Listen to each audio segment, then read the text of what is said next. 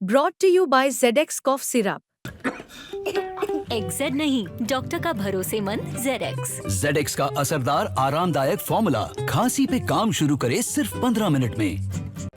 बिहार की राजनीति में विधानसभा चुनाव के पहले इन दिनों उथल पुथल देखने को मिल रहा है। ये उथल पुथल मचता दिख रहा है बिहार एनडीए में। केंद्रीय मंत्री जीतन राम मांझी एक तरफ जहां पीएम नरेंद्र मोदी को महिमा मंडित करते नजर आ रहे हैं, तो दूसरी तरफ नीतीश कुमार को बार बार कटघरे में खड़ा करने का काम कर रहे हैं।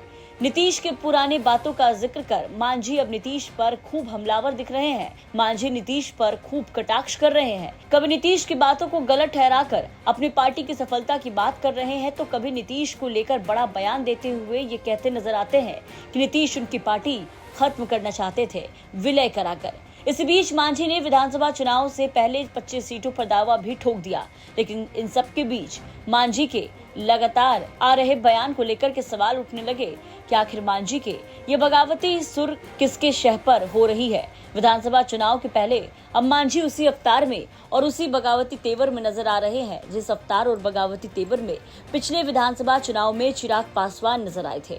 मतलब 2020 में चिराग तो 25 में मांझी नीतीश के लिए चुनौती बनते नजर आ रहे हैं। धीमे धीमे स्वर में बगावत का झंडा बुलंद करते हुए मांझी अब नजर आ रहे हैं। मांझी के इस बोल पर सवाल उठ रहे हैं कि आखिर मांझी को किसकी शह मिल रही है।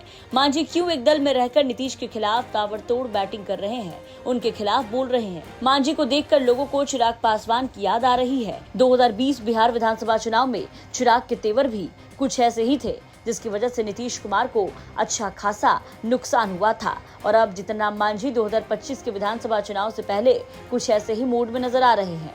बता दें कि बिहार विधानसभा चुनाव 2025 में कहा जा रहा है कि बीजेपी दलित कार्ड खेलना चाहती है। बता दें कि अति पिछड़ा और पिछड़ा वोट बैंक के बाद दलितों की आबादी पर अब बीजेपी की निगाहें हैं। अपरोक्ष रूप से बीजेपी कई बार ये संदेश भी दलितों के बीच में दे चुकी है। चिराग पासवान और जीतन राम मांझी बिहार में इसका जीता जागता उदाहरण है। 100% स्ट्राइक रेट देने वाली लोजपा और हम के प्रति बीजेपी केंद्रीय नेतृत्व का रुझान मंत्रिमंडल विस्तार में दिखा। एलजेपी नेता चिराग पासवान को अपने पिता का विभाग देकर बीजेपी ने एक बड़ा प्रभाव पासवान जाति पर डाला। ठीक उसी तरह पहली बार सांसद बने हिंदुस्तानी अवाम मोर्चा के संस्थापक अध्यक्ष जीतन राम मांझी को बड़ा विभाग देकर उनकी जाति के बीच एक संदेश देने का काम किया। ऐसे में अब सवाल उठ रहे हैं कि क्या मांझी को लगातार छूट देना बीजेपी की कोई चाल है। इसी बीच माना यह भी जा रहा है कि मांझी जिस तरीके से बयान दे रहे हैं उससे हो सकता है आगामी विधानसभा चुनाव में अपनी हिस्सेदारी बढ़ाने के लिए इस तरह की मांझी